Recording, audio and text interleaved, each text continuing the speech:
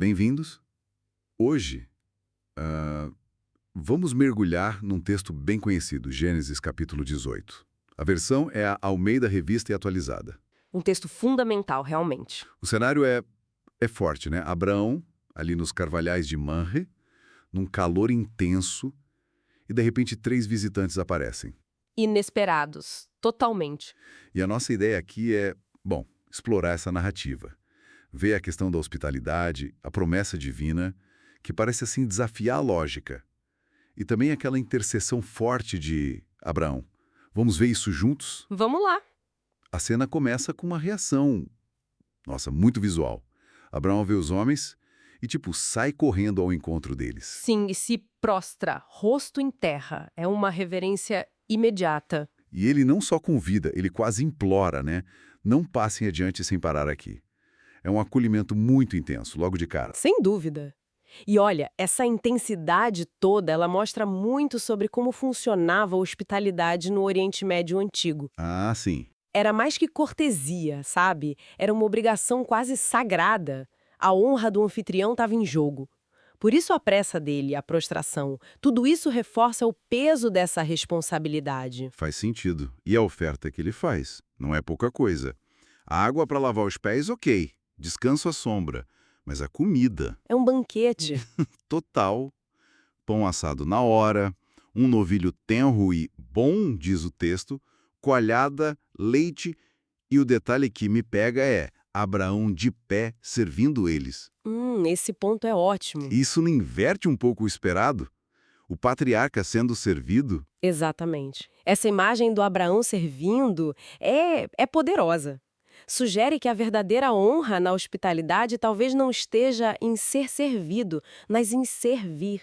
Com humildade, né? Mesmo sendo quem ele era. Isso. É uma dedicação total ao bem-estar do hóspede, que, claro, a gente sabe depois, tinha uma natureza divina ali ainda não totalmente clara para Abrão naquele momento. Bom, depois da refeição a conversa muda de tom. Perguntam pela Sara. Que estava na tenda ouvindo. E aí um deles solta a bomba.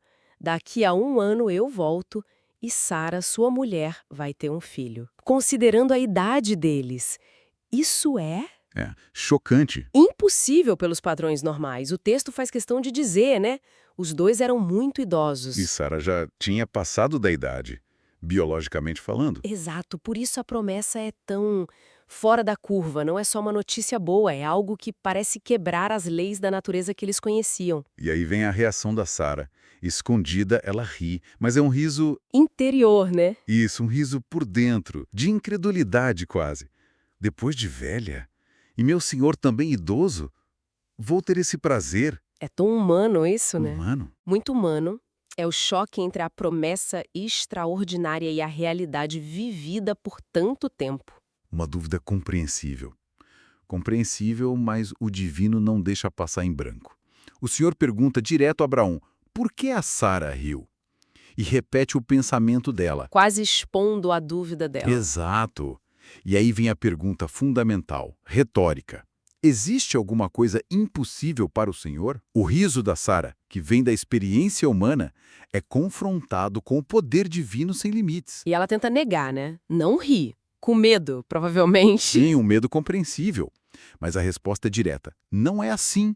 É certo que você riu. Essa tensão entre a dúvida humana e a afirmação divina fica muito clara ali. Bom, superado esse momento tenso, a atmosfera muda de novo. Os visitantes se levantam, olham para Sodoma. E Deus decide, então, compartilhar com Abraão o que estava pensando em fazer? Que era descer e verificar se o clamor contra Sodoma e Gomorra, por causa do pecado deles, era real.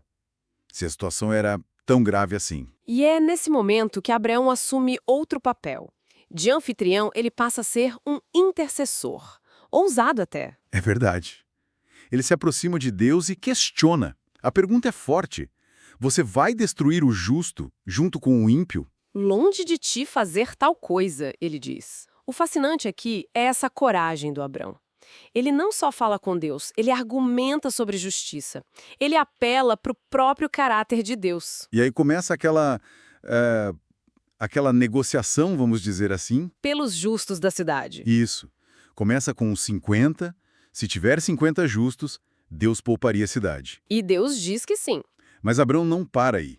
Ele continua sempre se colocando como pó e cinza, né? Com humildade. Muita humildade, mas uma persistência incrível. E se faltarem 5 para os 50?